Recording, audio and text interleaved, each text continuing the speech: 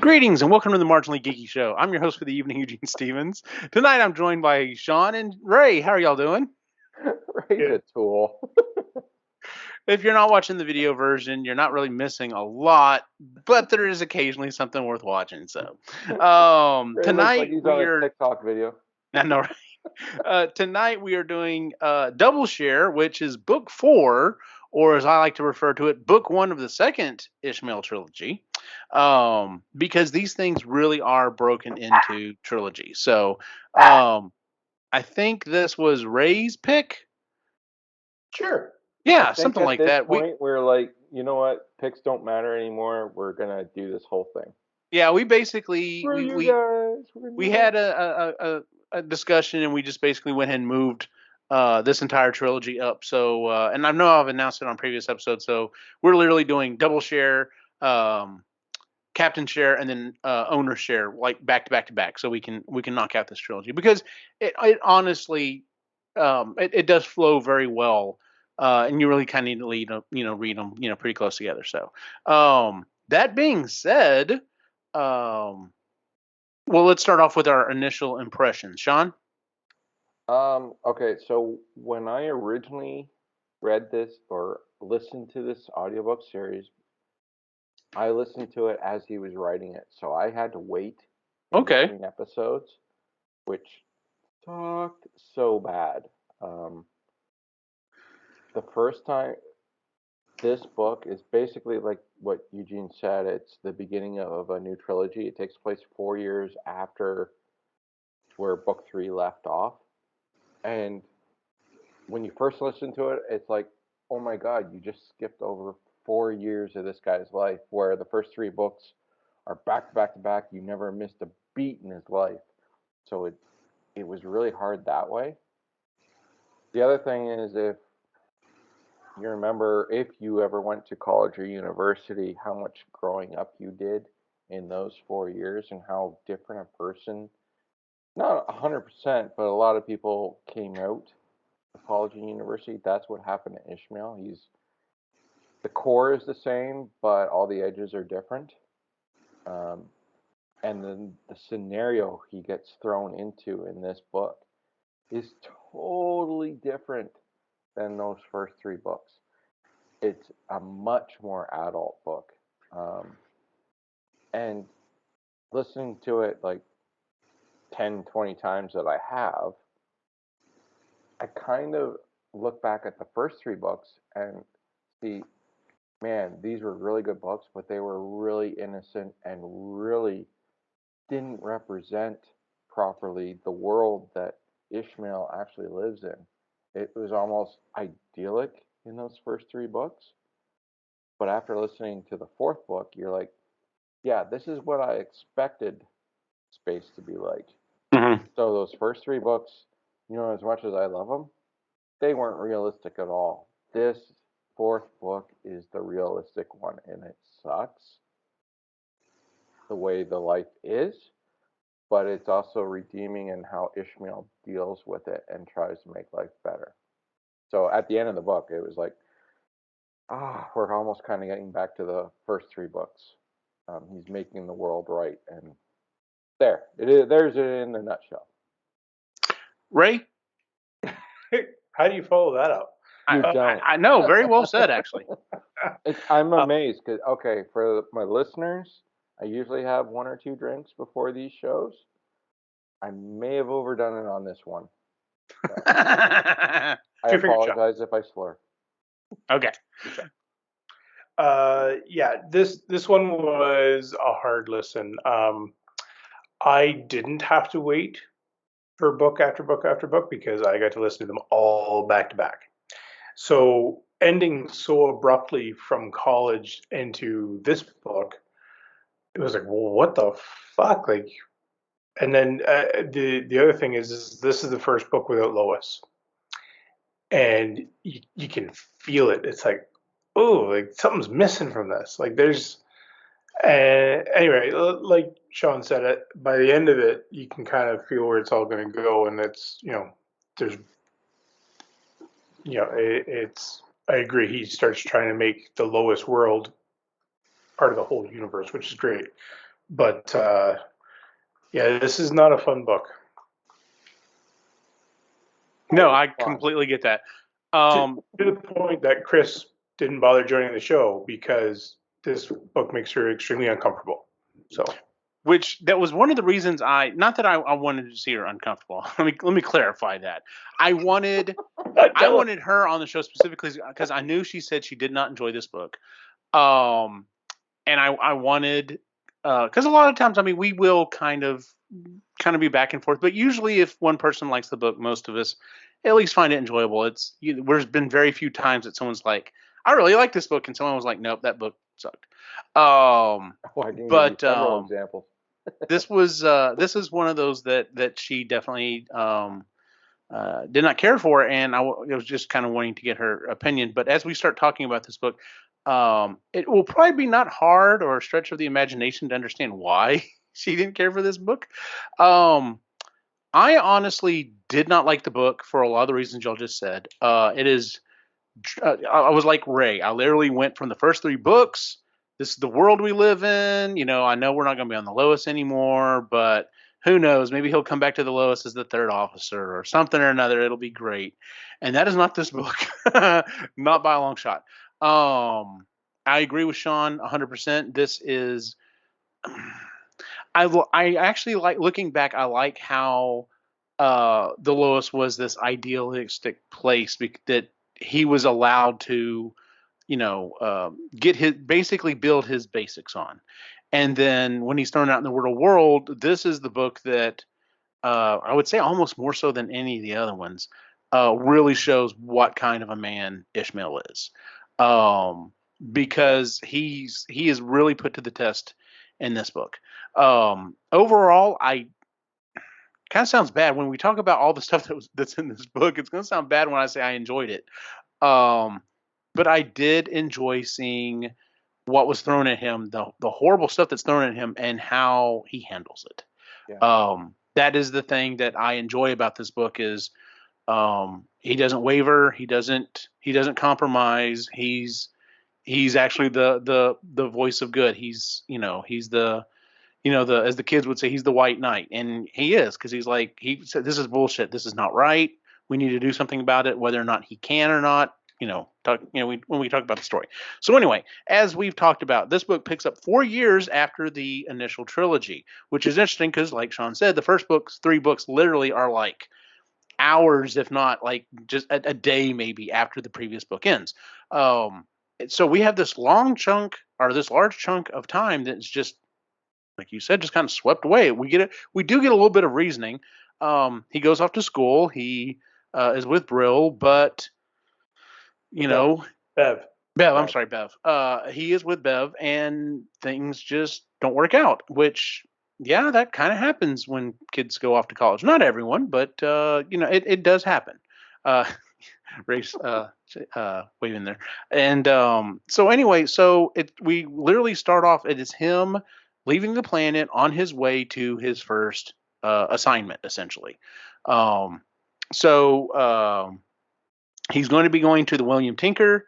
He graduates from the academy, says goodbye to Bev. It's just very kind of, we've already said our goodbyes. Let's just leave it like it is. He's traveling on this ship. He's basically traveling on a ship to get to where he's going to get to the William Tinker. And while he's on this ship, still pretty, nothing really out of the norm for what we've seen thus far. He meets a guy, doesn't really talk to him too much, and he meets his assistant named Kurt. And Kurt shows him. They start talking about, and this is something that's long running through the rest of the books.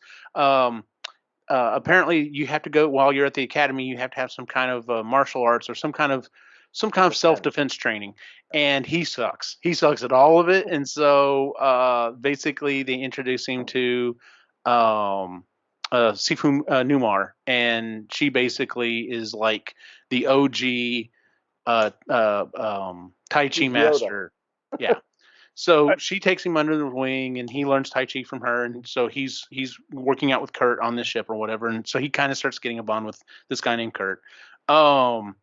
And then he gets to the space station. They've actually got there a little early, and he's going around on the space station or whatever, and he eats at this place or whatever, meets this nice lady working at the bar, and she's like, so what are you doing here? And he's like, oh, I'm, just getting my first ship. And oh, well, where are you stationed? He's like, the William Tinker. And she's like, oh,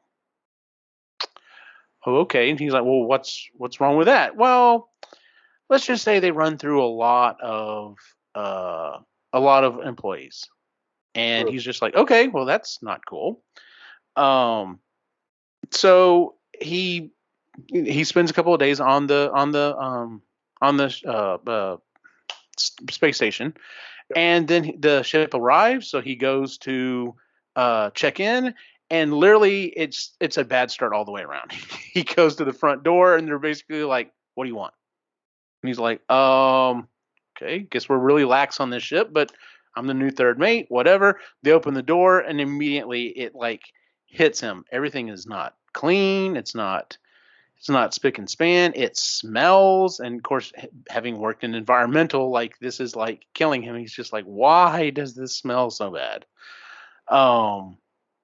So let's see here. So he gets kind of taken around the ship a little bit or whatever, and he meets the third mate, Arletta Novia, and she's just like, hey, we share a bathroom, so make sure you knock on the door before you come in. And he's like, well, yeah, absolutely, I would do. Why would I ever do that? She's like, I'm just making sure don't get forgetful or whatever. Second mate. Yeah, did I say second mate? Yeah. No, you said third. I'm sorry, second mate. So anyway, so he meets the second mate. He starts meeting some of the other people, and then he meets one of the biggest characters in the book, the first mate. I didn't even write down his first name. Burnside. David. David Burn. That's right, David Burnside. And David is just a flat out asshole. Asshole number one. Asshole number one. He's like he's very laid back. He doesn't follow any kind of procedure or policy or anything that has been drilled into. Not only has it been drilled into Ishmael at the academy, like this is how he grew up on his home ship. So he's used to things working a certain way. So he gets on the ship. Burnside's an absolute asshole. He meets the other people. He meets Frederica de Groot. She's the engineer. And what's her name? Amelia Menace, who's in Cargo. She's not a huge character, but and then while he's on the ship, it's like, okay, I have a little bit of time before we get underway. I'm going to go back on the station and go get something to eat because the coffee is bad. The food doesn't, like, it's adequate, but it's not great. Yeah, he finds out that the chef isn't. He's an engineer or something like that. Yeah, yeah, he transferred. Transferred from engineering to cook, and he's just like, what? Like, this doesn't make any sense. So yeah, he goes back to the space station to go eat. Now, the reason why this is important, because this also plays in through the rest of the series, is he goes to eat at a place called Over Easy. He goes in, it smells fantastic. It's basically just a greasy spoon. The waiter comes up, what do you want? He lists out what he wants. He's like, all right, order up Frank. Frank, the cook, he never sees his face, cooks everything up, gets it out, and it's freaking fantastic. It's like some of the best food he's ever had in his life. I guess we'll go ahead and spoil it. Not that, we're talking about the rest of the book. Spoil it. What? Don't spoil that. Nah, okay. All right. So anyway, the what's it called? The Over Easy is going to become interesting, throughout the rest of the series. So he goes back to the ship and he gets to meet the captain. And they're eating and they're explaining kind of, what's going on or whatever, and they're talking about how he got there, and he's like, well, he's clearly an outstanding guy. Like, he clearly has all these commendations and stuff. I mean, he wasn't the absolute top of his class, but he definitely was in the upper third. But he's got all these different things that make him kind of stand out. And the captain's like, "Can I see you in my quarters immediately after this?" And so we go to the quarters, and the captain's just like, "All right, who the fuck are you, and who are you working for?" And he's just like, "Who? The guy who owns the business?" Like, I don't understand your question. And like, the captain thinks he's a spy, and he's just like, "Why? Why would I be a spy?" Like, it completely blows his mind. What the hell is going on this ship? Like, the first mate's an asshole. Everything looks like it's been run into the ground. The captain seems like he's absolutely lost his, off his marbles. And he's just thinking, what have I gotten myself into? What were you going to say, Ray? The one thing that I had a problem with was describing how he was at school, because they made Okay. such a big deal of him doing self-study and being able to pass test after test after test after being able to do this. Mm-hmm. I wish they would have went into a little bit more detail of what he struggled with. Oh, they did. They did talk about like his test taking went very well in school as well. That's what kept him in the top third. The problem was the practical stuff because he didn't have a spacer background. He, like, for example, like the self defense. Yeah, they had to like shift him to Yeah. Newmar because he couldn't even defend himself against a chair. But also his piloting skills. Yeah.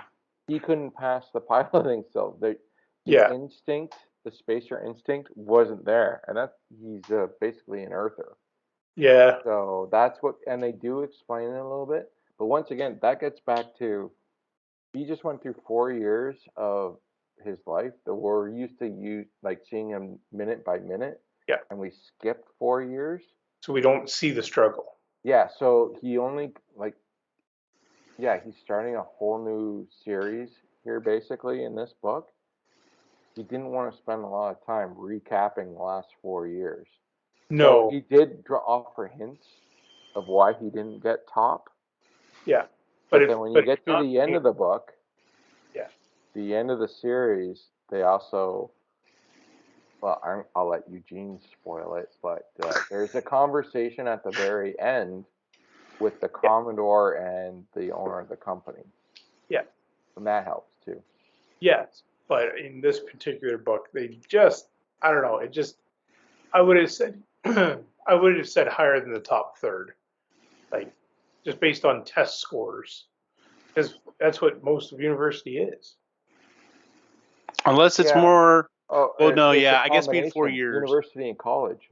Like if you had gone to a military college / university or something like that, I guess. it's not just tests. Like even officer school, and like I'm probably the worst person to talk about officer school because like I didn't stay in cadets long enough to get a uniform, but I'm assuming there's some practical component that's a lot more than in a normal university.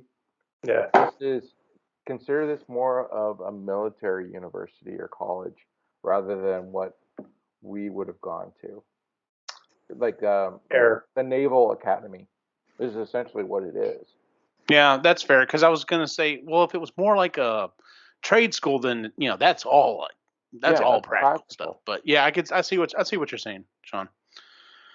Um, so it's at this point we start to see where things really start to stink, and we're not talking about just the ship itself.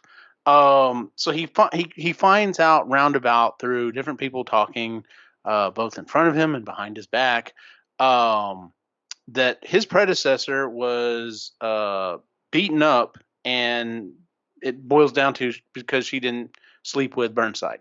Now he had mentioned this, and this started one of Ishmael's core ideas back on the Lois, that you don't screw with crew. Yeah. And they're like, well, just remember, we're not every ship is like that, and not every culture is like that, and the term bunk bunny is thrown around. But this is not what we were expecting. I don't think anyone's expecting this. I think we were thinking, okay, well, all right, so maybe the crew, sleeps around, whatever. This is different. This is literally situations of rape, and and bullying and literally beating people. And so he starts finding this out. Of course, he finds this stuff out once they're underway. So it's not even like, he could, he could back out at this point. Like he's on the ship, they're underway. It's because of the ship, it's so large, it takes forever to climb in and out of the gravity wells that like when they go on voyage, it's 6-8 weeks. Like it's a good trip. It's not something short. It's not like the fast packets or anything, or even like the Lois McKendrick. The Lois McKendrick even made generally shorter trips than this.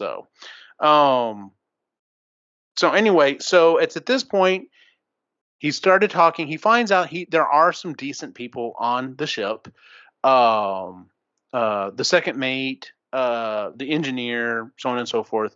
They're fine as long as they're around, just him. But as long as anytime Burnside's around, it's like everyone just kind of shuts down.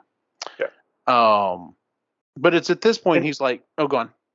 And the captain's in the room and like. Oh yeah, that's right. And the captain never hardly he shows up for when they jump transition. and when they go ashore, and that's it. That's the only time they ever see the captain.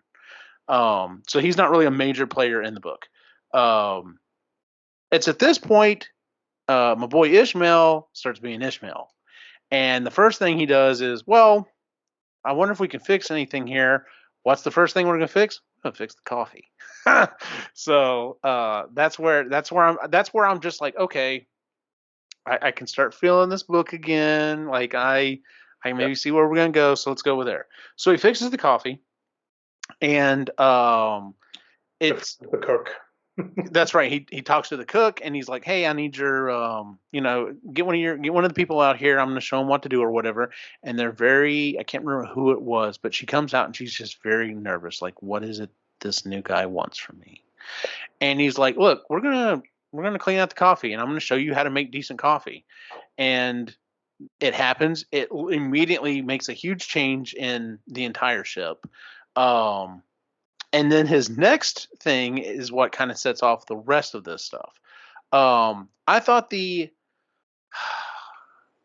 from a male perspective as to how Ishmael handled it, I think this is a humorous situation. As to if this happened, because I'm reading it in a book and I'm not living it. Had this happened in real life, yes, this is horrific. So Ishmael goes. He's up on. He's standing watch. Oh, He's got the third watch.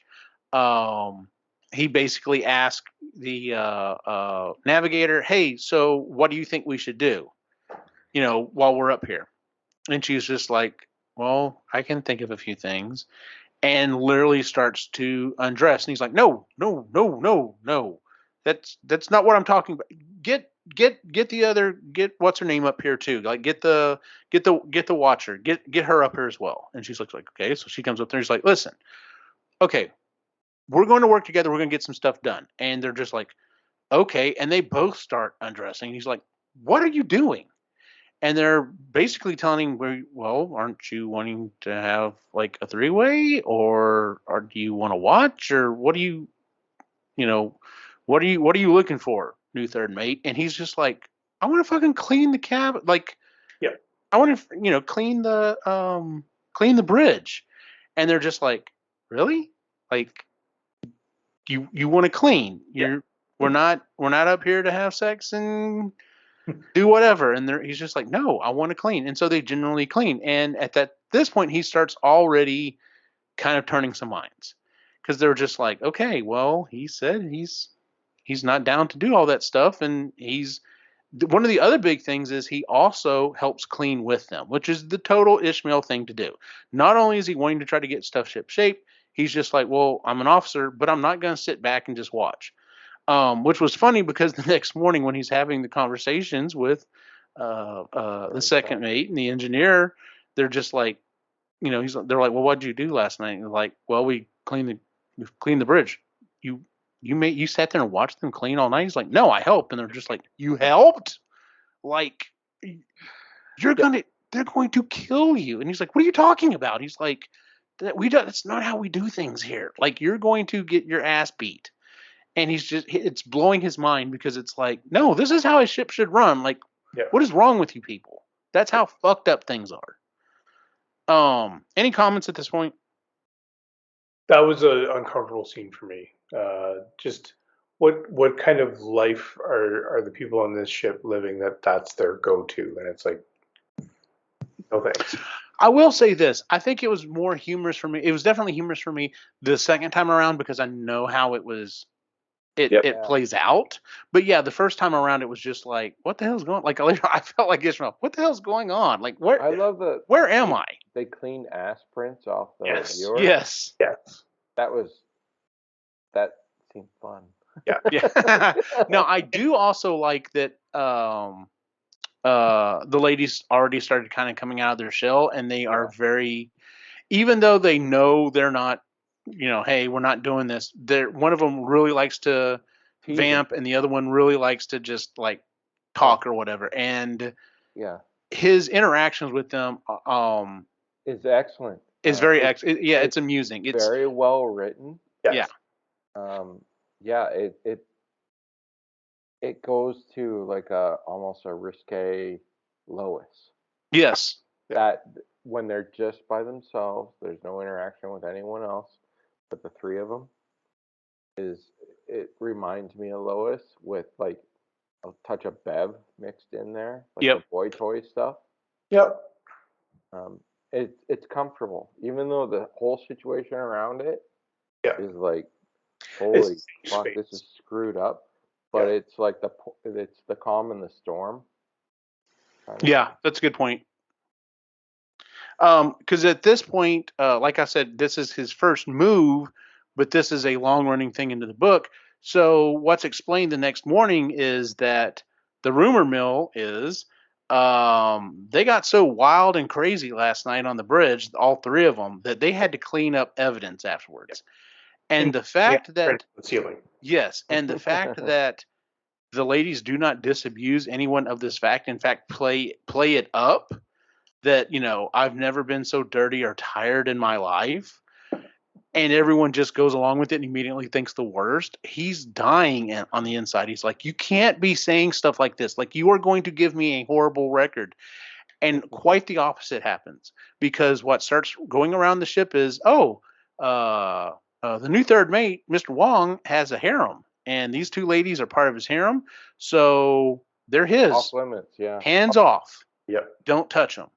It's funny in a horrible, horrible way. Yes, it is. It's so funny dark. In a horrible way, but on the other hand, it's so Ishmael that he hates it, but he also understands I'm not having to lift a finger and I'm actually helping these girls out. Like, I'm doing something generally good, but I hate this.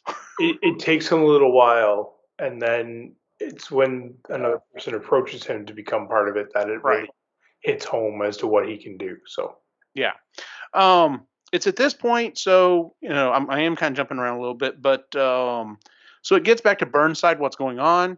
Hey, I understand y'all cleaned up here. And he's like, yes. He's like, I helped clean. He's like, what do you mean you helped clean? He's like, you have to listen. All that shit they told you, at the academy. Listen, that sounds great. Blah blah blah. But you're an officer. You have to stay.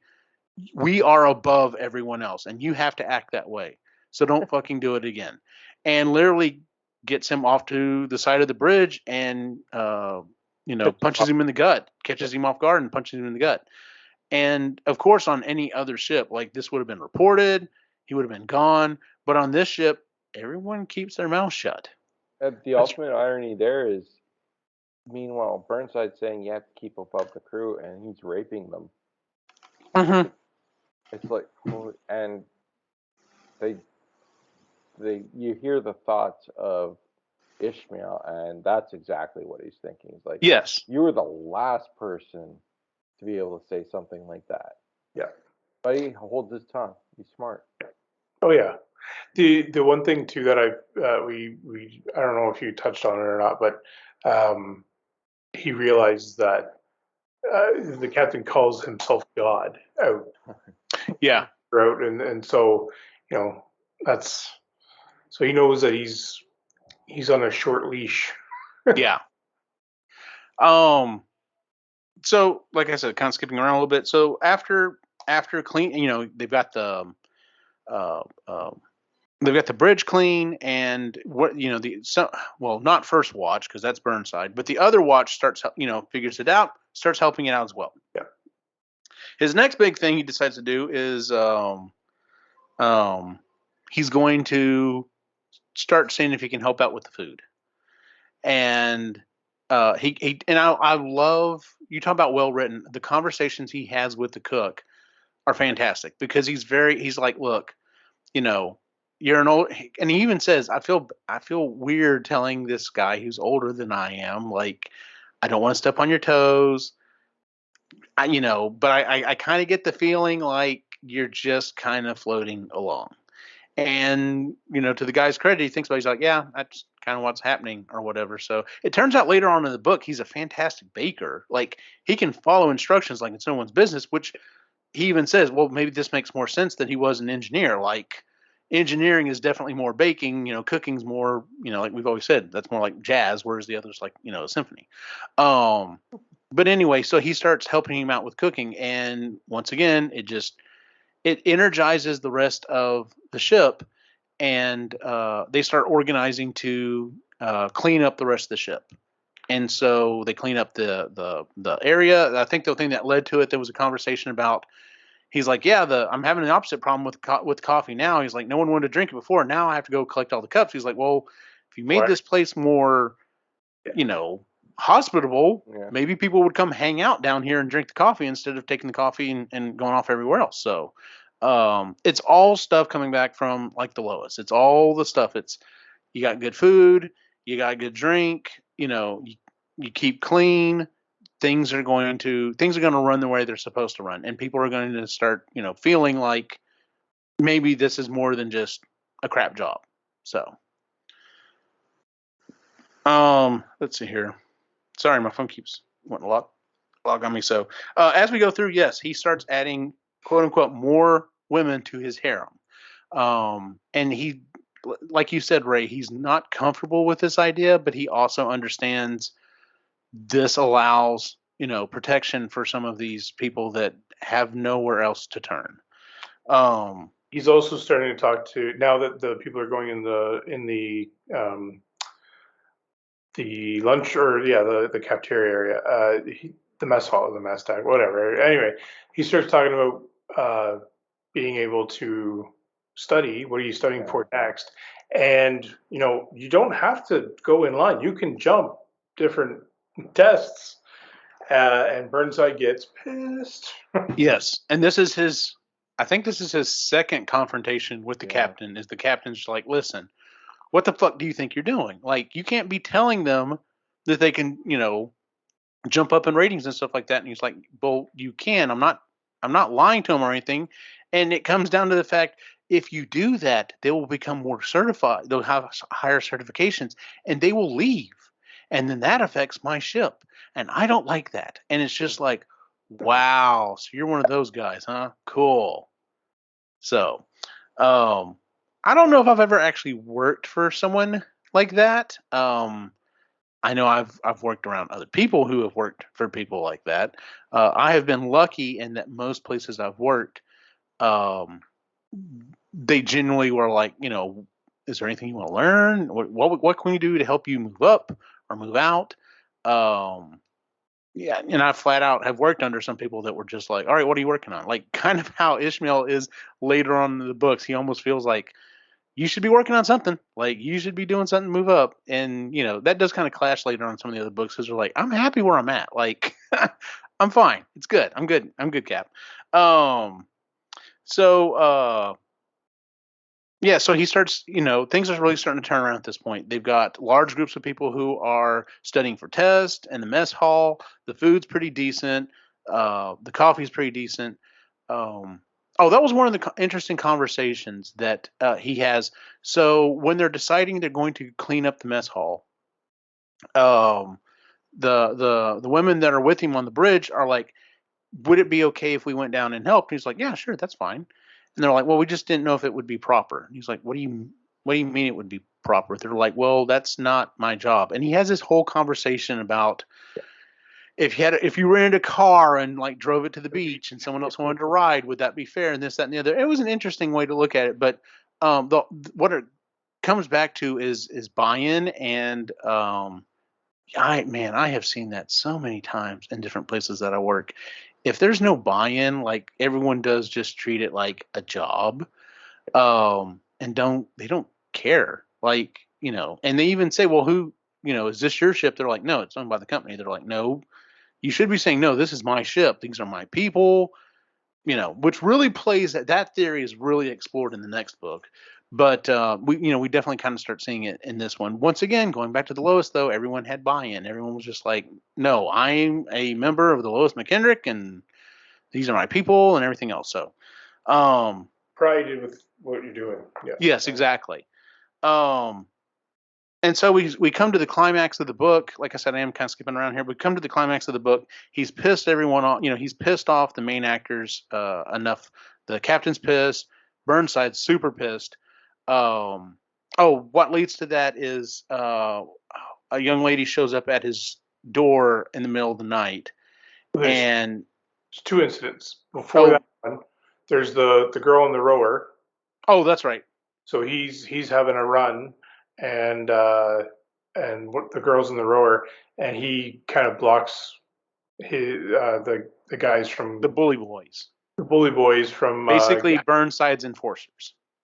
Yeah, so they wanted to have some fun with the girl. He kind of blocked them, and then one of them took a swing at him and missed because of his Tai Chi. So yeah, his Kung Fu was strong. Yeah. So, and then the second incident was one of the girls begging him to sleep with her so that she can join the harem, and yeah. Even if it was just sleeping on the floor or something else, and he notices she's got like bites and scratches and like she's been abused, and this is once again smart move by Ishmael. He's like, this is beyond me. I need to get help. So this is when he calls in the chief engineer, the second mate, and it's basically like, y'all figure out what needs to happen. They're like, we got it taken care of. This is when they put her in the auto dock. Yes. And the next morning, Burnside shows up and is pissed. He's like, what the fuck did y'all do? Blah, blah, blah. Along the way, he's after the incident in the gym, he's decided that he needs to have some kind of proof. And so he starts going on this little kind of side quest trying to figure out how he can get the ship to basically record audio wherever he's at. And finds out that it's already rigged for that. It's already rigged for it, but no one has ever freaking used it. So that was a little kind of interesting side quest trying to figure that out. I did like the old style Ishmael whenever he's on the cat.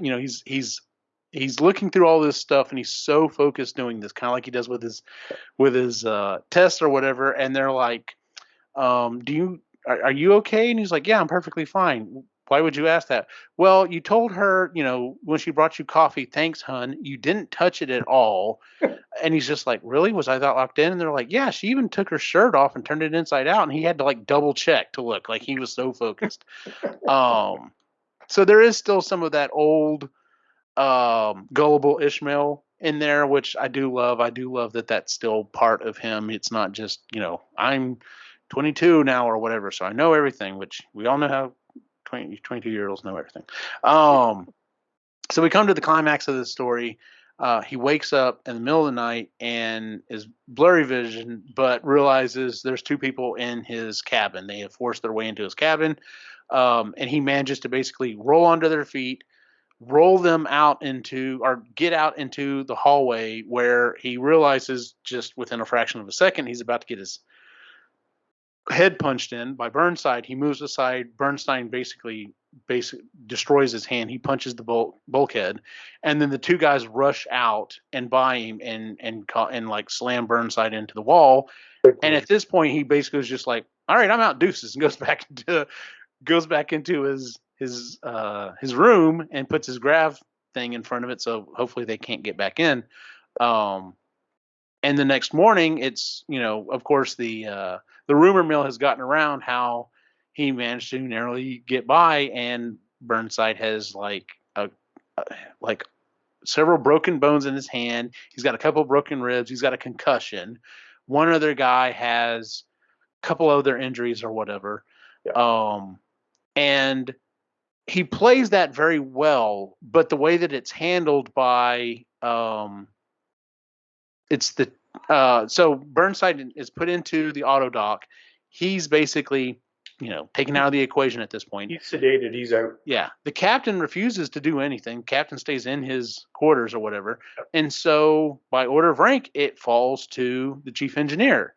And at this point, she decides she's going to step up and do stuff. And the way she plays it is spectacular because they're like, so what happened last night? Well, obviously these two guys attacked Burnside. He's like, what do you mean? Well, there's no other proof. They're the only ones that have injuries that we know of. There's no one else to refute it. So obviously they attacked him for some reason, which of course makes no sense, but turns the three idiots on each other, which I thought was masterfully played. And so at this point, things start really turning around on the ship. They're basically just like, we've got 6 more days out into port. We basically just have to get to port and we'll deal with this. And sure enough, they get to port. Doctors come on. Before they can get Burnside off, the captain leaves. Like, he even makes the comment. He's just like, I understand as an officer you have certain privileges above everyone else, but the fact you insisted on getting off the ship before the ambulance says kind of a lot. And so the captain leaves. They get Burnside off. They're just kind of seeing what's going on, and then Kurt and his boss show up. And his boss is, I didn't write the guy's name down, but turns out he owns the corporation. He's the head honcho. And in just a very quick thing, he's like, listen, I'm firing Burnside. I've been trying to get rid of his ass for like 5 years. Or not Burnside. I've been trying to get rid of the captain for like 5 years. I didn't have what I needed. I've got what I need to nail his ass against the wall. He's gone. Burnside, what does he say? I can't punch his ticket, but something or another. He basically is like, I'm going to blacklist this guy. He will never work anywhere ever again. Yeah. And so there's a little funny scene though, wherever he shows up and Ishmael's like, can anyone verify that this is the owner of the company? And they're all kind of like, what? Have you lost your mind? And he's just like, listen, all I'm telling you is the last time I saw this dude, he was going by a different name. So if someone, and of course the engineer comes out and knows him and everything else. But yeah, so the ending of the book is he has put the he's put the engineer in as the new captain. No, not Mel. No, the cargo. Oh, that's right. There. And yeah, you really haven't mentioned her. You've actually left a lot of stuff out. So listeners out there, there's a lot more to the book. Oh yeah, true. To it. Just be warned. This is like basically it's an R-rated book. Yes. The scenarios. That's all. It could be a trigger. Keep that in mind. Absolutely. This is a huge trigger book for a lot of individuals out there, and I don't want anyone to go into it and then like start getting flashbacks or something like that. It's not cool. Yeah.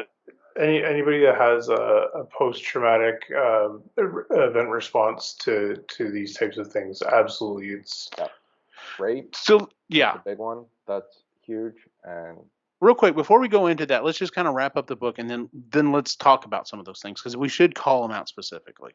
You're right. So I'm sorry, it's the cargo handler. She actually goes off. She gets her captain certification. She gets put in as the new captain.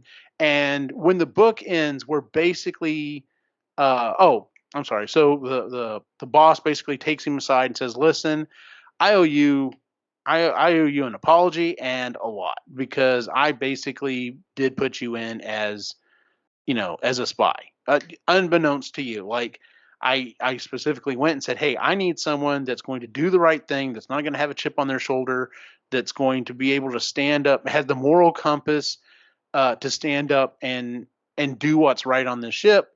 And, who do you got?" And they recommended Ishmael for it. And he's like, "But I didn't tell you any of this stuff. I basically fed you to the wolves and you came out the other side, because you're a fucking rock star. And so the book ends. We have a new captain. They did have some turnover, but not as much as they thought. They've picked up some more people. It sounds like they are on their way to really turning around the William Tinker. And that's where we leave this book. Okay. Like you were saying, Sean. Yes, there's a lot of trigger stuff in here. And like you said, rape is a big one. Because it's not we don't have any graphic explanation of it, but it is very it's very clear this is what's happening. Aftermath a lot. So it is always suggested, yes, but not overly, I don't know, explained. We don't get a blow by blow, but we, like you said, it's the aftermath. It's here are my bruises. Here's my emotional damage. Well, and it's found out that the woman had to record her own assault in order to actually be okay to leave the ship. Like it's, And then that didn't end well with a couple others. Like this is not a teeny bopper book. Okay? No. Like the first 3 books were like, I'd recommend it to my kids. This is great. Yeah. This one, on the other hand, this is crossing a whole bunch of lines into adulthood. Yeah.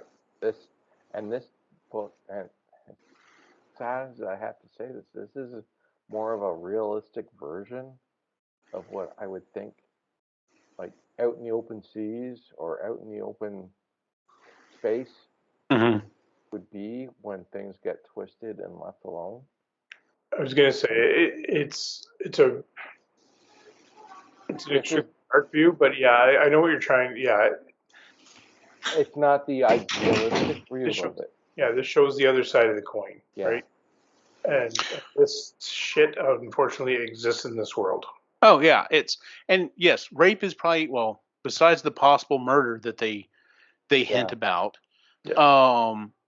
But yes, rape, murder. There's a lot of not only physical but emotional abuse that's happening here. Like you said, I think both of you said at one point, everyone keeps their mouth shut. Like it's obvious that someone has gotten beaten. It's obviously that he got punched in the gut by the first mate, and that shouldn't stand. Like there should obviously be stuff going on, but everyone just turns a blind eye to it because they're scared as well. Yeah. By the end of the book, the majority of the people have started to coalesce and work together and stand up for each other. In fact, whenever the one girl gets beaten up while she's off, she's under the cook, and when he goes to tell the cook about it, the cook's like, holding a knife, like he's contemplating at this point, I'm gonna go kill the son of a bitch. Like, I didn't do anything. I didn't do what was supposed to. He felt like it was on him, and he's just like, you can't do that. We can't become them. We've got to hold the line.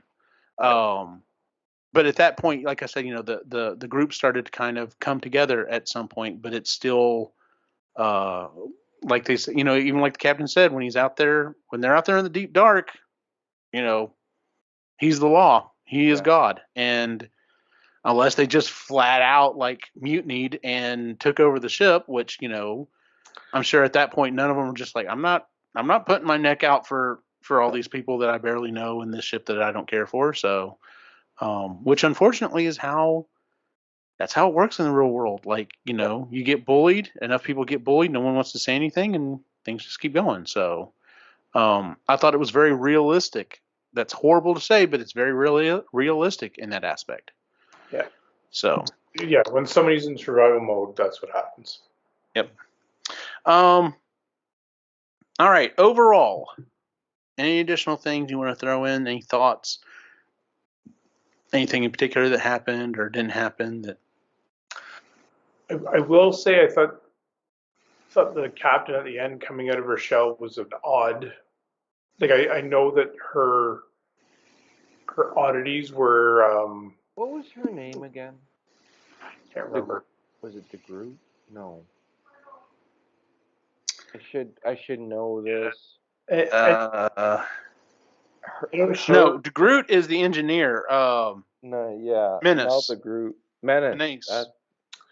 So I know that she acts a certain way in order to protect herself, but Mm-hmm. she's described as this really strong woman afterwards, and it Yeah, just that's 180 degrees. oh yeah, it was a 180. I'm like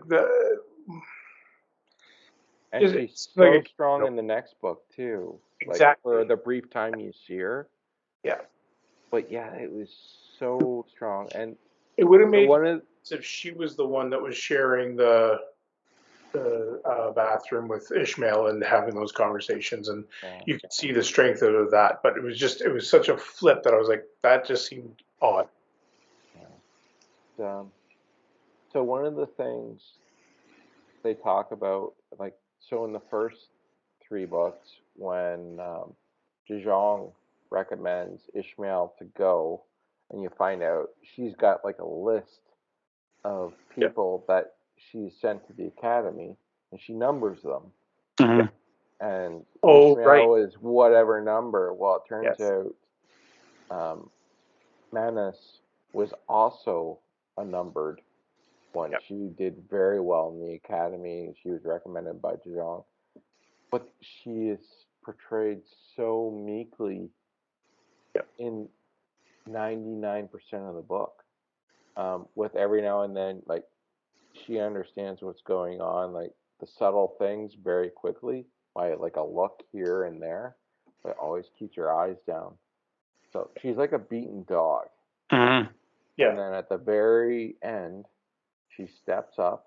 And I do like how she handles Burnside's two bully boys, Apones and the other one. I can't remember his name, but yeah. Anyway, the other one that I can't remember the name of, he just kind of followed along. Um, but at the end of the book, she's basically taken the leash from Burnside and, okay, you're my guys now. Yeah. And they follow her. Like the way she handles them. And honestly, it was a beautiful thing to hear or read in a book how she handles them and how they react. And that actually carries over to the second book. It's basically like, hey, you're a lot stronger than Burnside. We're your man. Like there isn't there isn't punishment, which kind of annoys me that these two morons don't Got get it with what's yeah. coming to them. But the fact that they're basically like tofu, human tofu. They absorb the flavor of whoever they're around. So they've been around Burnside so long, who is the human pizza filth, and then all of a sudden now they're around um, Manus, and she at her core is a very good person, and they start absorbing that and want to protect her. You see it more in the second book, even just a flash of it, but the way that it's written and the situation and all that, I love that. I thought that was so cool. Yes. The only thing is I wish you'd see flashes of that in the book a little bit more from Ishmael's perspective, because then you understand that flip at the end. Yeah, there is a lot of depth to this book. Like there was a lot of depth to the first three books. Yep. Some of it annoying because it was like almost like a teenager written it. But keep in mind that this is like basically the first books that he wrote, and the first book was an experiment on how to like better teaching techniques and stuff like that. So from a writer standpoint, this is like, man, you're knocking this out of the park. You're really figuring shit out really quickly. So by the fourth book here, he's got it all down pat, and the transitions are really well thought out. There's a lot of depth to the book, Mhm. and as dark as this book is, and it is dark on a lot of levels, there's a lot of good stuff in the book too. There's a lot of redeeming qualities, human nature qualities in this one, and and I'm speaking from a male perspective, 100% get that. I'm probably glossing over a lot of stuff. 100% realize that.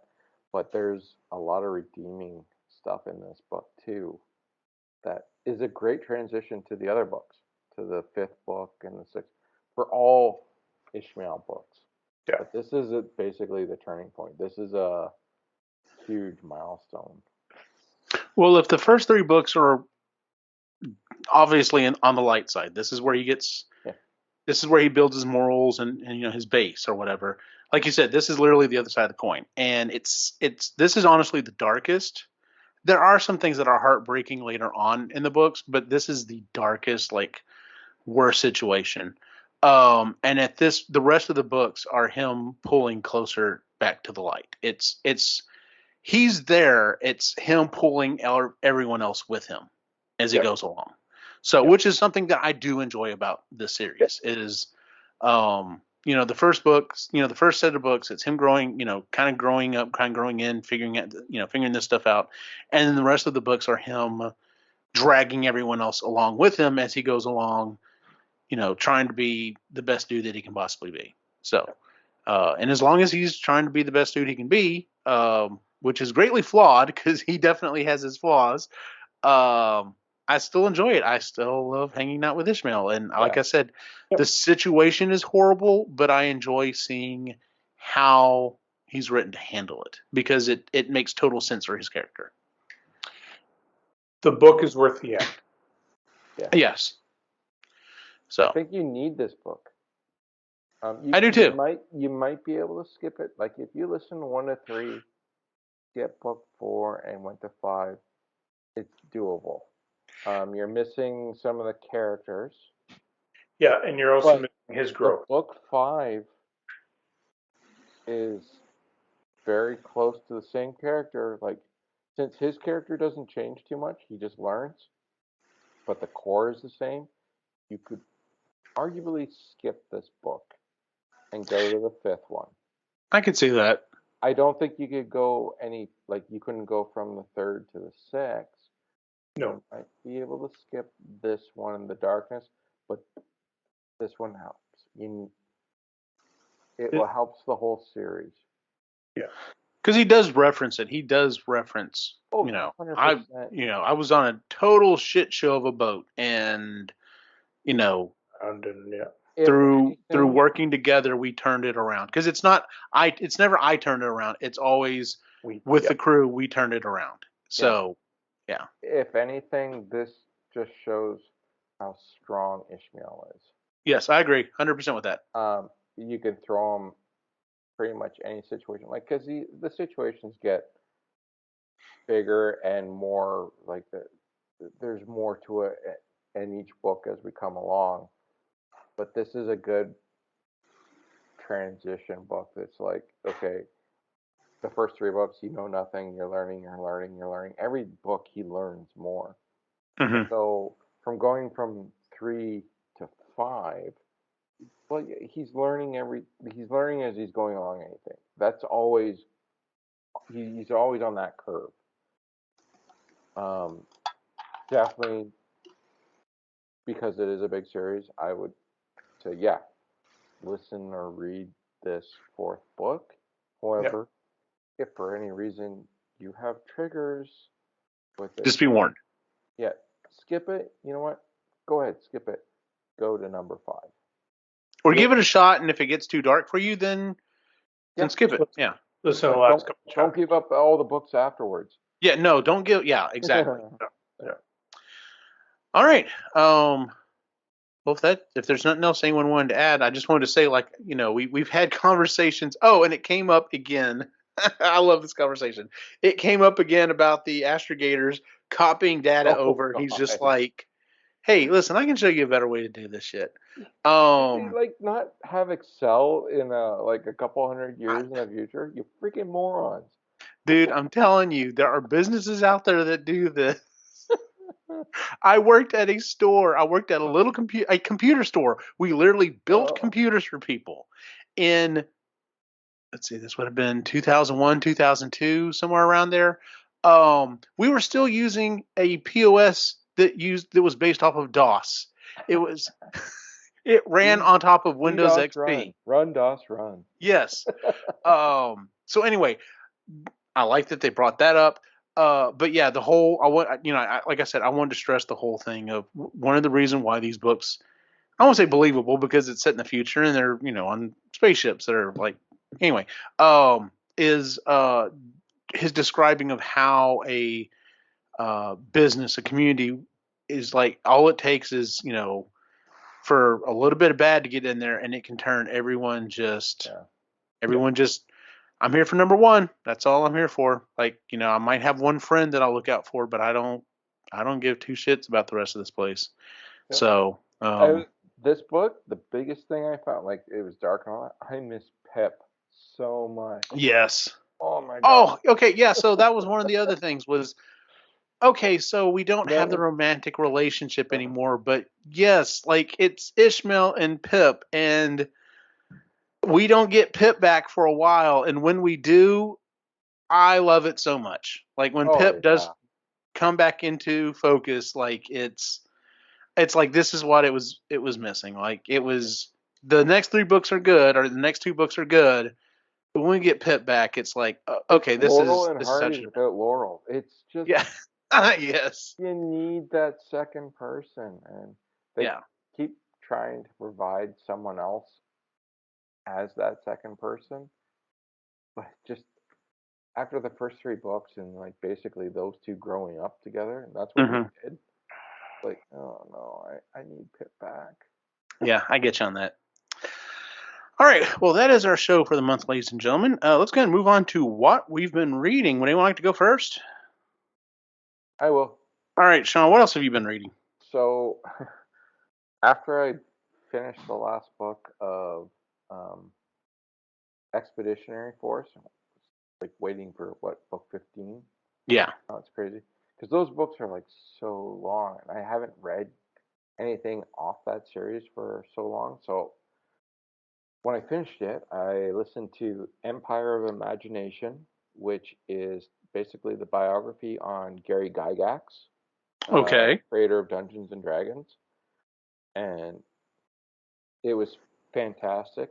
I'm not a huge Dungeons and Dragons player, but Dungeons and Dragons have permeated into like everything that I do like. Like I love playing fantasy role playing games on computers and all that. Basically, he created it all. So that was really interesting. Really enjoyed it. And then I listened to Island 731, which is by Jeremy Robinson. Now, um, Jeremy Robinson books, he pumps out a lot of them. This is like book zero in like a monster series. Um, it was good. It was quite different than what I'm used to. Pretty graphic, pretty gross. If you know anything about Section 731 from the Japanese World War II, you may want to avoid this one. They were basically the ones that did like biological experiments on people. This is real life. I was hesitant to even listen to this one just because I knew the background, but it's the core of a whole new series from Jeremy Robinson. Well, not new series, but so I was really curious. It has like kaiju monsters and stuff like that. So genetic engineering. It was gross. It was freaky. Kind of left me with a couple things for nightmares, but I got through it, and now I can go on to the next series. And then I'm currently listening to Paradox Bound by Peter Kleins.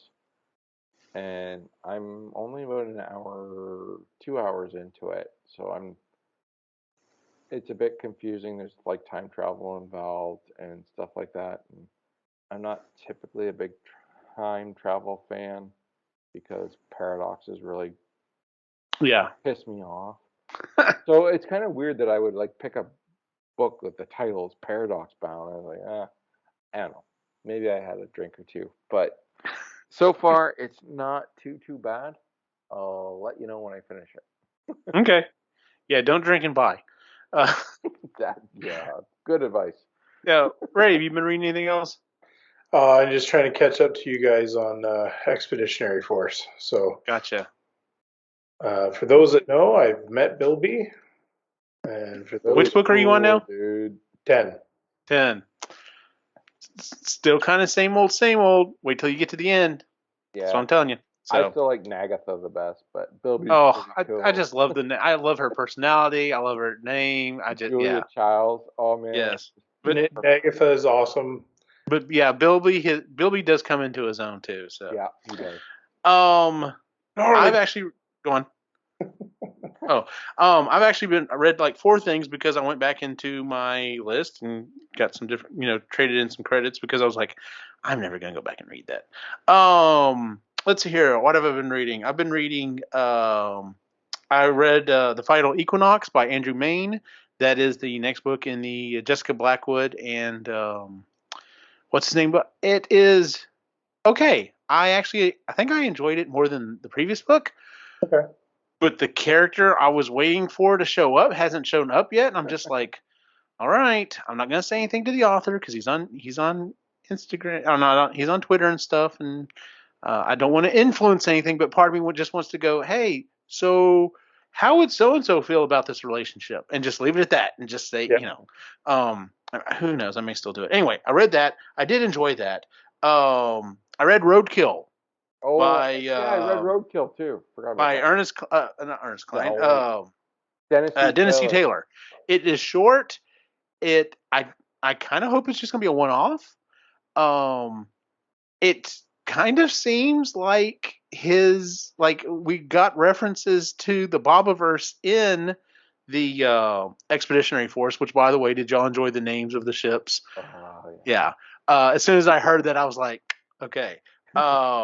But this seemed like his idea of what would my beer can be like, and I kind of enjoyed that.